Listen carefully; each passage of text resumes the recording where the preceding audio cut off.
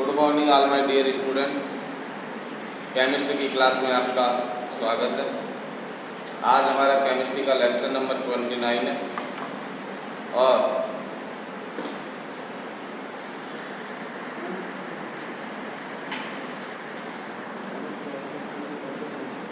आज हमारा केमिस्ट्री का लेक्चर नंबर है जो 29 है, वीडियो नंबर है 29।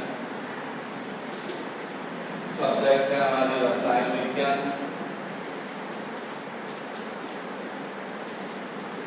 और डेट है आज हमारी कितनी 9। तो पिछली क्लास में हम मानक हाइड्रोजन इलेक्ट्रोड विभव पर चर्चा कर रहे थे, SHE जिसे बोलते हैं स्टैंडर्ड हाइड्रोजन इलेक्ट्रोड, या इसे NHE भी बोलते हैं, नॉर्मल हाइड्रोजन इलेक्ट्रोड।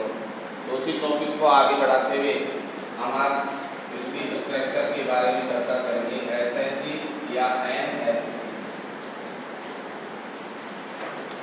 देखो ये SHE या NHE का उपयोग क्यों किया जाता है, ये एक संदर्भ इलेक्ट्रोड है।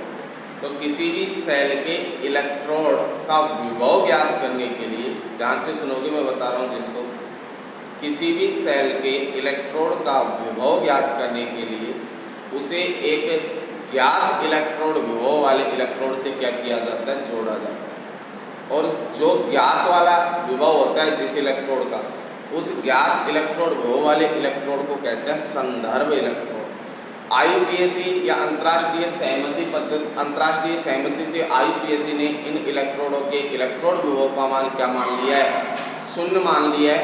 और जिनके इलेक्ट्रोड विभव का मान शून्य माना है अंतर्राष्ट्रीय सहमति से IUPAC ने, उन्हें क्या कह दिया, संदर्भ इलेक्ट्रोड। तो SHE या NHE के भी इलेक्ट्रोड विभव का मान क्या मान लिया IUPAC ने, शून्य मान लिया। इसलिए SHE या NHE है जो कौन सा इलेक्ट्रोड है, कौन सा इलेक्ट्रोड हुआ, संदर्भ इलेक्ट्रोड हो गया। तो इस संदर्भ इलेक्ट्रोड की सहायता से ये ज्ञात विभव वाला इलेक्ट्रोड होता है। संदर्भ इलेक्ट्रोड कौन से विभव वाला होता है, ज्ञात विभव। कैसे हमें पता है कि इसका इलेक्ट्रोड विभव क्या है, 0 है। तो कौन सा इलेक्ट्रोड विभव वाला हुआ, ये ज्ञात इलेक्ट्रोड विभव। तो ज्ञात इलेक्ट्रोड विभव की सहायता से एक सेल में 2 इलेक्ट्रोड होते हैं, तो दूसरे इलेक्ट्रोड का विभव क्या किया जाता है, ज्ञात किया जाता है। इसलिए पूरा क्या बनाया जाता है, सेल बनाया जाता है। और जो इलेक्ट्रोड का विभव ज्ञात करते हैं वो किसकी सहायता से करते हैं, किसकी सहायता से करते हैं, संदर्भ इलेक्ट्रोड की सहायता से करते हैं। अब SHE की संरचना किस प्रकार से होती है उस पर चर्चा करेंगे। इसके अंदर क्या होता है, एक पात्र या क्या ले लिया जाता है, बीकर ले लिया जाता है। साथ में आप डायग्राम बनाते जाओ इसी का, स्टैंडर्ड हाइड्रोजन इलेक्ट्रोड का।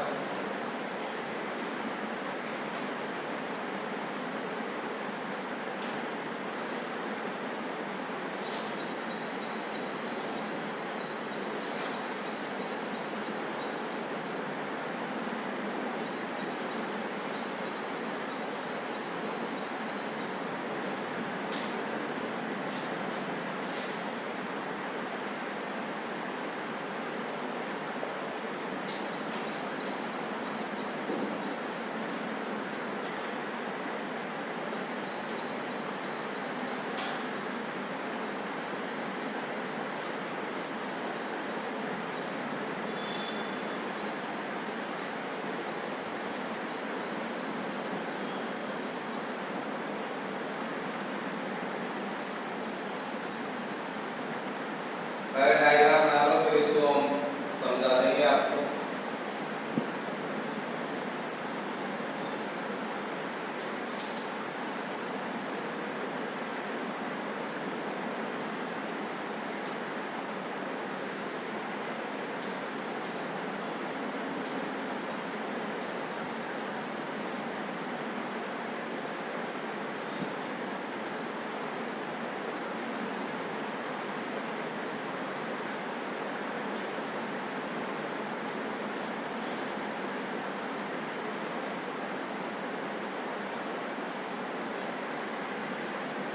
एक कांच की नलिका होती है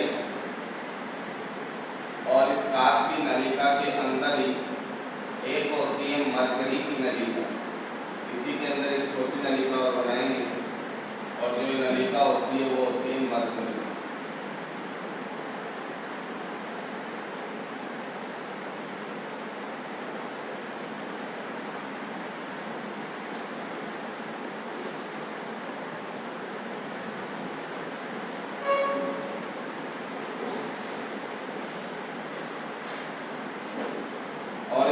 मरकरी की नलिका में अंदर एक प्लेटिनम तार होता है, चालक तार होता है, और ये जो चालक तार होता है वो होता है प्लेटिनम तार।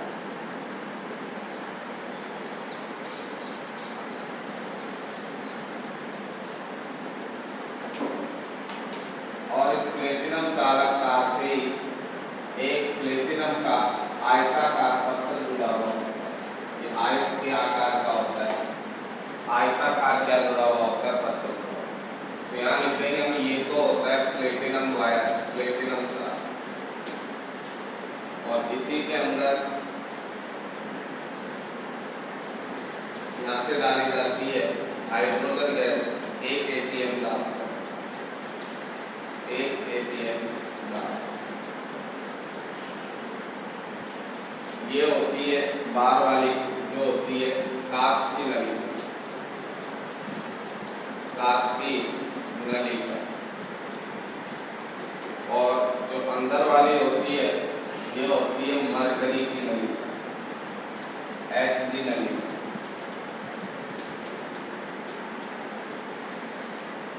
और इसके अंदर जो विलयन भरा हुआ होता है वो होता है HCl, और जिसकी सांद्रता 1 m या इकाई सांद्रता होती है, उसके अंदर मैं लिख सकता हूँ 1 NaCl। जब इसमें से हाइड्रोजन गैस प्रवाहित होती है तो हाइड्रोजन गैस को एक प्लेटिनम तार क्या कर लेता है, अधिशोषित कर लेता है। अधिशोषित करने के बाद जो अतिरिक्त हाइड्रोजन गैस बच जाती है वो बुलबुलों के रूप में क्या होती है, बाहर निकलती है। बुलबुलों के रूप में क्या होती है, बाहर निकलती है। ये बुलबुले दिखाई दे रहे हैं, ये है हाइड्रोजन गैस के बुलबुले, हाइड्रोजन गैस के बुलबुले।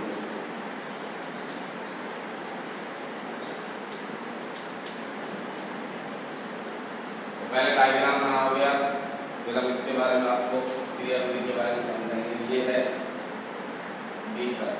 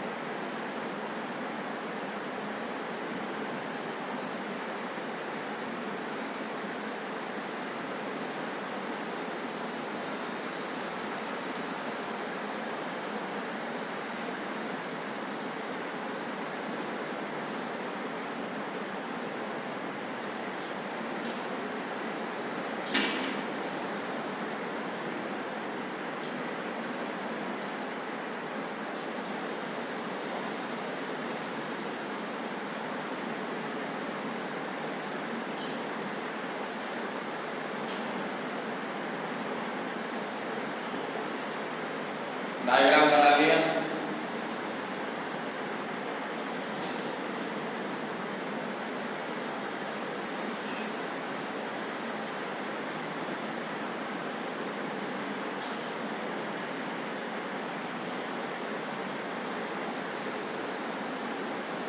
अब इस डायग्राम के बारे में देखेंगे। SHE स्टैंडर्ड हाइड्रोजन इलेक्ट्रोड है या NHE नॉर्मल हाइड्रोजन इलेक्ट्रोड है। ये एक संदर्भ इलेक्ट्रोड है। इसकी स्ट्रक्चर किस प्रकार से होती है, क्या कार्य करता है, किस प्रकार से इसकी क्रियाविधि है। देखो इधर SHE या नॉर्मल हाइड्रोजन इलेक्ट्रोड है।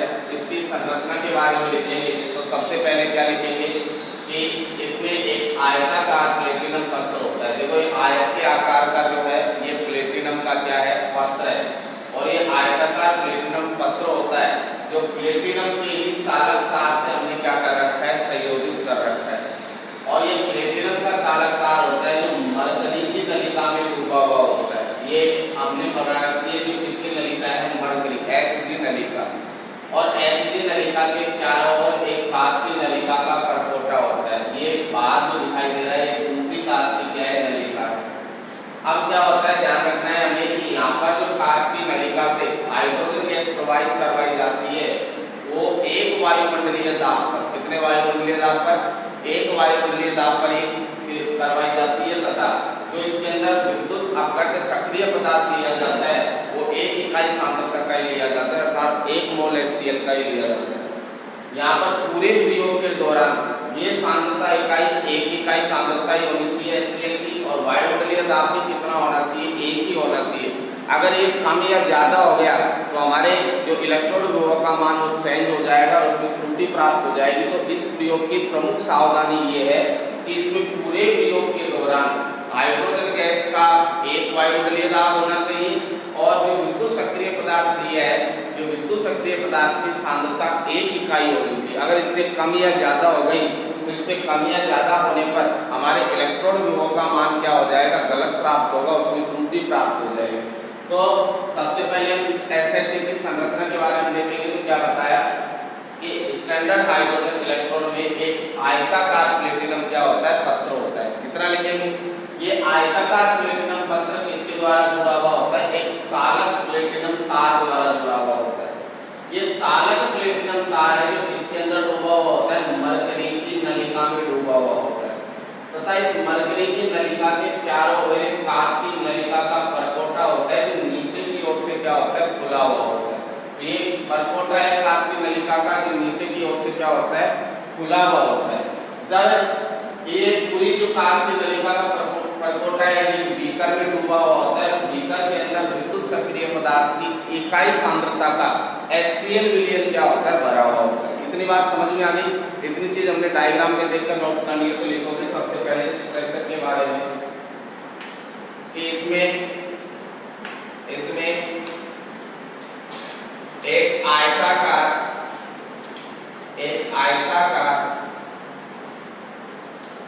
प्लेटिनम पत्र, आयताकार प्लेटिनम पत्र होता है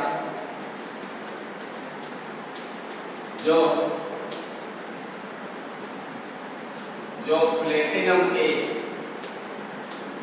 चालक तार से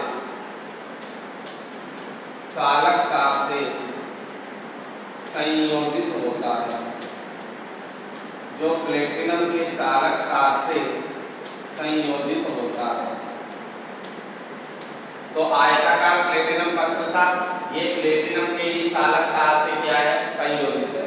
और ये प्लेटिनम का चालक तार है जो किसमें डूबा हुआ होता है, मरकरी की नलिका में। तो हम नेक्स्ट लाइन लिखेंगे संयोजित होता है तथा ये प्लेटिनम वायर या प्लेटिनम तार मरकरी Hg मरकरी की नलिका में डूबा हुआ होता है,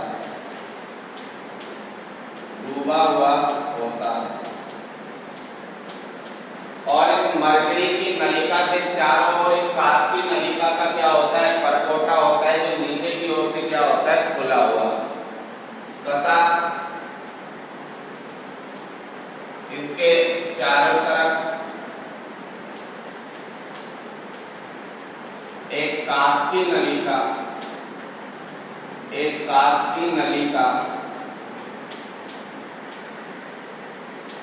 का परपोटा, कांच की नलिका का परपोटा होता है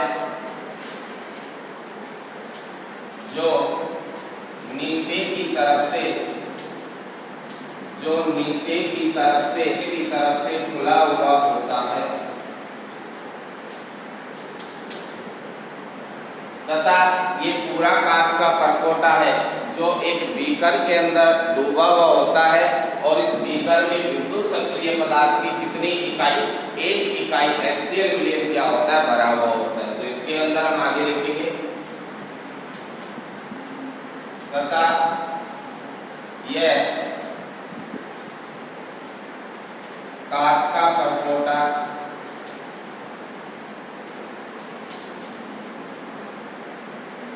एक बीकर में डूबा हुआ होता है, बीकर में डूबा हुआ होता है, जिसमें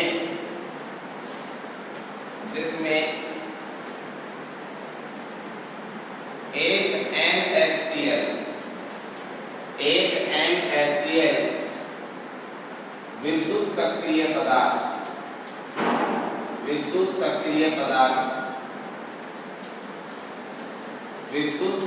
पदार्थ भरा हुआ होता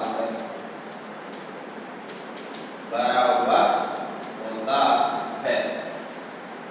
इतना नोट करोगे। ये इसके स्ट्रक्चर के बारे में हमने चर्चा की।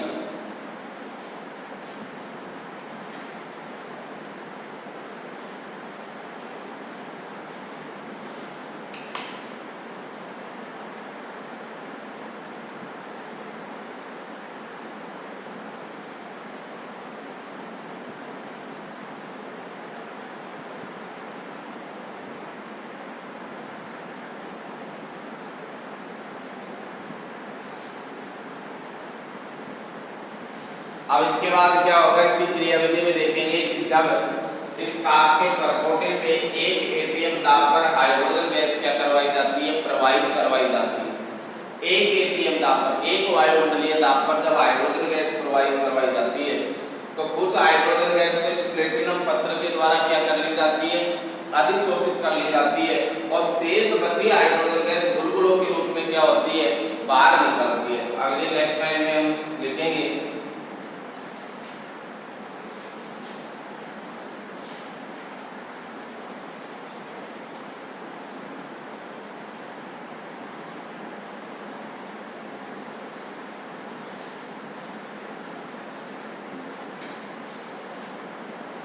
जब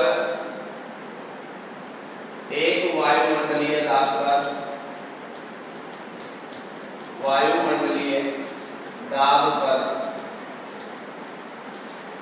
हाइड्रोजन गैस, एक वायुमंडलीय दाब पर हाइड्रोजन गैस प्रवाहित करवाई जाती है तो कुछ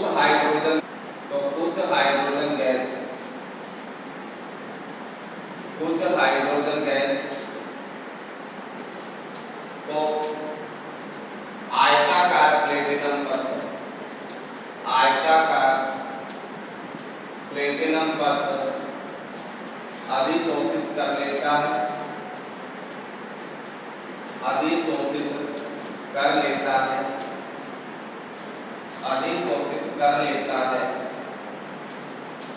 वह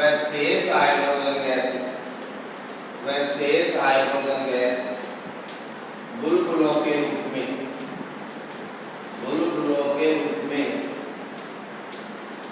शेष हाइड्रोजन गैस किसके रूप में निकल रही है, देखो ये बुलबुलों के रूप में क्या हो जाती है, बाहर निकल जाती है। बुलबुलों के रूप में बाहर निकल जाती है।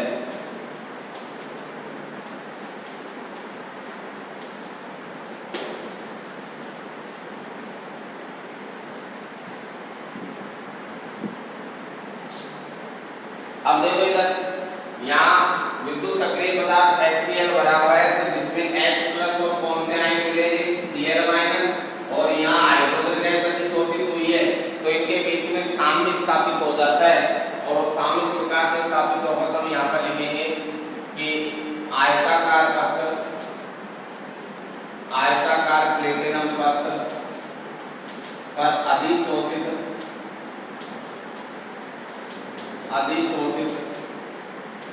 हाइड्रोजन गैस व विलयन के H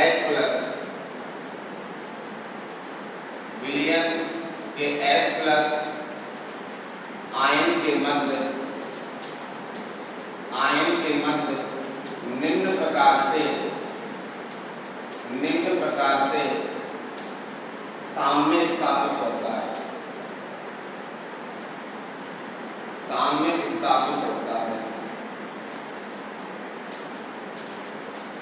और साम्य किस प्रकार से स्थापित होगा कि हाइड्रोजन गैस है, ½ H2 लिख सकता हूँ इसको, जो ये परिवर्तित हो जाएगी H प्लस आयन में, H प्लस आयन किसमें बदल जाएगा, हाइड्रोजन।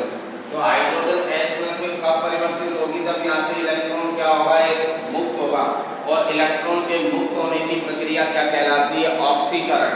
तो ये रिएक्शन हो गई आपकी, कौन सी हो गई, ऑक्सीडेशन रिएक्शन, ऑक्सीकरण।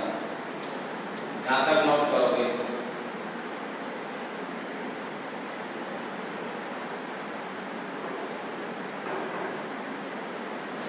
तो ये रिएक्शन तो हमारी किसके अंदर हुई है, विलियम सॉल्यूशन के अंदर। लेकिन इलेक्ट्रोड पर जो रिएक्शन होगी वो इलेक्ट्रोड पर क्या होगा, अपचयन होगा। तो H प्लस आयन था वो किसमें परिवर्तित हो जाएगा, किसमें, हाइड्रोजन गैस में।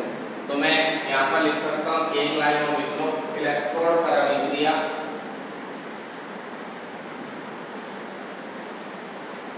इलेक्ट्रोड पर अभिक्रिया,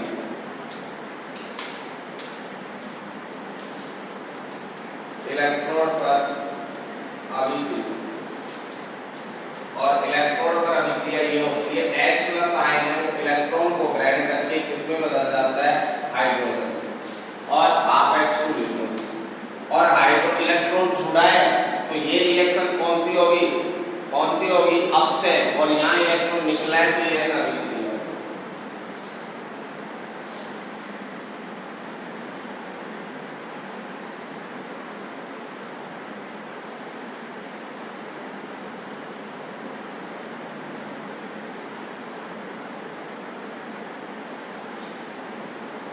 अर्थात यहाँ जो स्टैंडर्ड हाइड्रोजन इलेक्ट्रोड है, जो किसका कार्य कर रहा है, स्टैंडर्ड हाइड्रोजन इलेक्ट्रोड है जो अपचयन इलेक्ट्रोड का कार्य कर रहा है। किसका कार्य कर रहा है, अपचयन इलेक्ट्रोड का कार्य कर रहा है। तो मैं यहाँ लिख सकता हूँ नेक्स्ट लाइन में,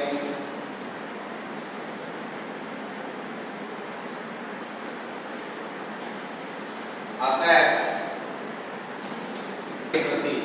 धनायन किस पर होता था, अरे लॉन वाली ट्रिक बताई थी, तो एनोड पर तो हमेशा क्या होता था, ऋणायन, और कैथोड पर क्या होता था, धनायन। तो मैं लिख सकता हूँ यह इलेक्ट्रोड धनायन के प्रति उत्क्रमणीय, धनायन के प्रति उत्क्रमणीय होता है। धनायन के प्रति क्या होता है, उत्क्रमणीय। सामान्यतः SHE अपचयन इलेक्ट्रोड, अपचयन इलेक्ट्रोड का कार्य करता है, जिसका इलेक्ट्रोड विभव,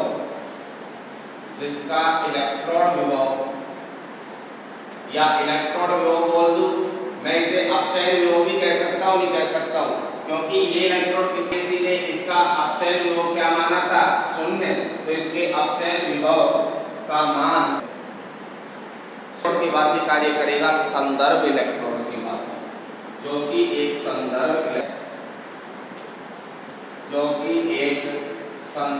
इलेक्ट्रोड है।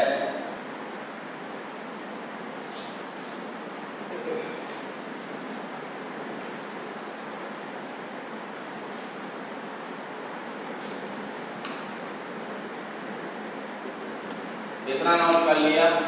तो इस इलेक्ट्रोड का सामान्यतः वर्तमान समय में उपयोग नहीं किया जाता, क्योंकि इसके प्रयोग में बहुत कठिनाई है। तो इसलिए जो द्वितीयक संदर्भ इलेक्ट्रोड का यूज किया जाता है, जैसे calomel electrode, silver chloride electrode, ये भी संदर्भ इलेक्ट्रोड है। इनका प्रयोग क्या होता है, आसान होता है, बजाय किसके, SHE के, स्टैंडर्ड हाइड्रोजन इलेक्ट्रोड के। तो स्टैंडर्ड हाइड्रोजन इलेक्ट्रोड में सबसे प्रमुख समस्या क्या आती है कि पूरे प्रयोग के दौरान यहाँ पर एक इकाई सांद्रता तो विद्युत सक्रिय पदार्थ की होनी चाहिए, कम या ज़्यादा नहीं होनी चाहिए। और जो हाइड्रोजन गैस प्रवाहित जाती है वो भी कितनी वायुमंडलीय दाब पर होनी चाहिए, 1 बार। यदि कम या ज़्यादा आ गई तो इलेक्ट्रोड विभव में क्या आ जाता है, इलेक्ट्रोड का यूज नहीं किया जाता। द्वितीयक संदर्भ इलेक्ट्रोड कौन कौन से हैं, कैलोमल इलेक्ट्रोड और सिल्वर क्लोराइड इलेक्ट्रोड। तो यहाँ पर नेक्स्ट पैराग्राफ देखोगे, वर्तमान समय में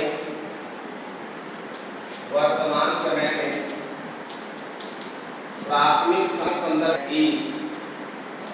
का प्रयोग कठिन होता है, इसका प्रयोग कठिन होता है। इसमें पदार्थ की इकाई सांद्रता हाइड्रोजन गैस का दाब, हाइड्रोजन गैस का दाब 1 atm आसान नहीं है, जो कि आसान नहीं। इसलिए वर्तमान समय में प्राथमिक संदर्भ इलेक्ट्रोड की जगह कौन से इलेक्ट्रोड काम में लिए जा रहे थे? वर्तमान समय में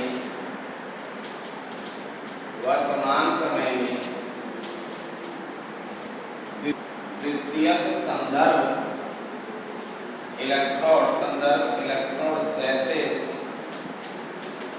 कैलोमल इलेक्ट्रोड, द्वितीयक संदर्भ इलेक्ट्रोड जैसे कैलोमल इलेक्ट्रोड, सिल्वर क्लोराइड का उपयोग किया जाता है। सिल्वर क्लोराइड इलेक्ट्रोड का उपयोग किया जाता है, जिनका प्रयोग आसान होता है, जिनका प्रयोग SHE की तुलना में